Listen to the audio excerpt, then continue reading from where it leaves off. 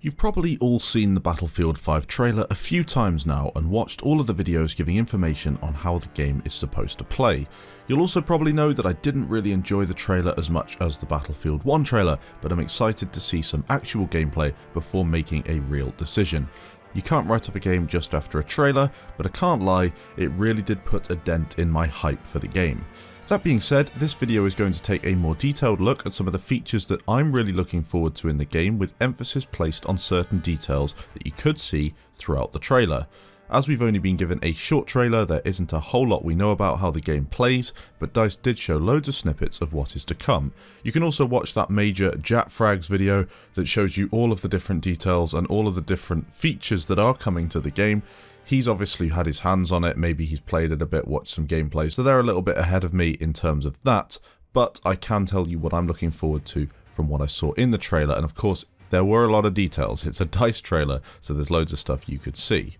Now, starting out, although a small detail and only taking a few seconds of the trailer, seeing the V1 flying bomb, also known as the Doodlebug or the Buzz Bomb, fly over the battlefield and cause a massive explosion got me fairly excited. I'm not a fan of UCAVs or anything like that in BF4, and I don't like random explosions and stuff that can really ruin the gaming experience. However, with the V1 flying bomb, you are seeing something that is true to the time and is going to be historically accurate. And the reason I say that is because the audio DICE used for that V1 flying bomb, according to Flakfire, who again is a very good YouTuber, you should definitely check him out. The audio used for that V1 flying bomb is from real life and was taken from a recording in the Second World War. Now that's a big deal because I know this game is pushing the boundaries of historical accuracy and in fact isn't historically accurate in a lot of situations, which is, you know, it's a game, whatever, but I do like historical accuracy to some extent in my World War II games. It's always been a thing when I've played them, it's the same with movies and it's going to be the same with Battlefield 5. So that was a detail that I really enjoyed and I thought it was great. Another detail that is very cool in my opinion is the fact you can now fire through walls with large caliber weapons. Bullet penetration is coming to the game and I think this will really open up gameplay opportunities. You can see that in the trailer here as we slow it down. You can see the bullets piercing the wall here, and obviously it has to be a certain type of wall and you have to have a certain type of weapon. You can't just shoot through anything, which is good, but think about it this way. People don't like building campers, and now you can shoot through some structures, forcing people to avoid and abandon that tactic at times. We saw a similar thing in PUBG where they changed those little shacks to be the broken wood shacks that could be shot through and driven through with cars, blown up with grenades. It's a very positive move from DICE, in my opinion, to add that to the game. You also get to guess where enemies are in the building and possibly pull off some epic only in Battlefield moments. All in all, I think that bullet penetration is a positive move. Again, a small feature that I noticed in the game, but one that I really enjoyed, was the return of the radio in vehicles. I mentioned this in my trailer review right after it was released. We saw this in Hardline, but really the last time we saw it used properly, and I say properly, using music that I enjoyed listening to while playing Battlefield, was in Battlefield Vietnam. I hope DICE have a World War II soundtrack and songs from the time ready to be blasted on the radio as you pull off daring escapes and move from cover evading fire. It sounds like a small detail and a small feature, but having a radio in your car or in your vehicle with music blaring out of the speakers can really change the atmosphere of the game. Think in Battlefield 1 how much more epic it is at the end of the game when the music starts playing, as long as it's in the right situation and everyone's getting hyped up to try and complete the game. It's going to be like that, but at random points in the game. So you'll jump into a tank and the tank crew that's in there are playing a certain song. It'll give you that feeling of World War II, and trust me, that sort of stuff is really important in games such as this. Levolution. Now, a large portion of the bridge falls to the ground during the trailer, and this was quite important to see in my opinion. It reminds me of Levolution events from previous games, but we also have a great micro-Levolution if the trailer is anything to go by. You can burst out of windows into a commando roll, blast through doors without having to open them, and of course destroy parts of buildings. You may have also noticed the way buildings collapse is different in Battlefield 5. The walls can collapse over time, drop onto vehicles and be dragged away. Explosions inside the buildings will also push the walls outwards, and explosions outside will push the walls inwards. This is really cool because of course it's adapting what we had in Battlefield 1, making it slightly better. This sort of stuff was always going to be great in BF5, and I think that is going to be one of the standout features. As for Levolution, as I mentioned, I'm not a massive fan of it. I've never really thought that it's necessary in a game. Some things are cool, the micro-evolution's definitely necessary, but the big events, I don't know, it maybe would be cool in the grand operations, maybe not just in your normal conquests, but we'll see how that one plays out. But I was excited to see the changes to the micro-evolution. Another awesome feature that you probably picked up on during the trailer was the soldier fortifying the sandbags in front of him. Fortifications, assets and structures are going to be coming to Battlefield 5. We'll have sandbags, tank stoppers, foxholes, trenches, barbed wire, cannons, reinforced building, machine gun nests, defensive positions, you name it, they're going to introduce it to the game. I think you can also build ladders up walls if you're the support class and things like that. Now you can see a snippet of this in the trailer as I mentioned, and I think it's a great move by DICE. I'm not sure people will warm up to the slower pace of Battlefield 5 however, and you got to realise that this sort of stuff is going to be a slightly slower pace than what we saw in Battlefield 1 and Battlefield 4. However, if games like PUBG and Rainbow Six Siege are anything to go by, we should enjoy it. People don't mind taking an extra second to fortify a wall as long as it means the gameplay and the tactics surrounding it are going to be more involved.